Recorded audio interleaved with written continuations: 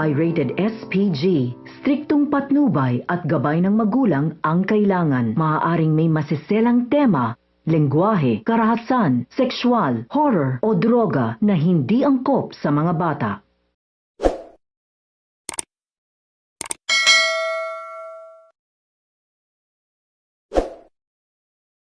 Labag sa kalooban ni Regina ang pagbabalik ni na Evelyn at Jobert sa mansyon, kaya inutusan si Aling Yoli na manmanan ang kanilang mga kilos.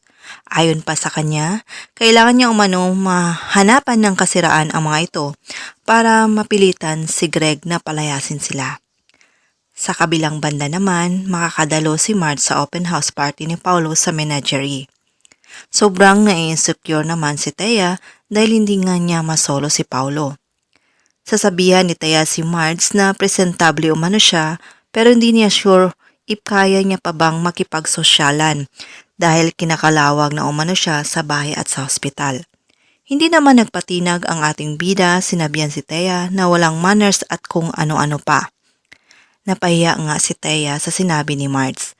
Para makaganti kay Marge ay ibinuhos ang alak sa sahig para madulas at mapaya nga itong si Marge. Mabuti na lang nasalo agad ni Edward si Marge. Samantala hindi na nga mapigilan ni Greg ang kanyang nararamdaman dito kay Evelyn at nagtapat na nga ito. Habang sila ay nag-uusap ng masinsinan, nakamasid naman sa kanila si Aling Yoli.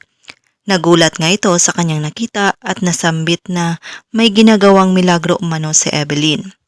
Magsusumbong kaya si Aling Yoli kay Regina sa kanyang nakita? Yan ay ating abangan mamaya dito lang sa House of Lies. Maraming salamat po sa panonood.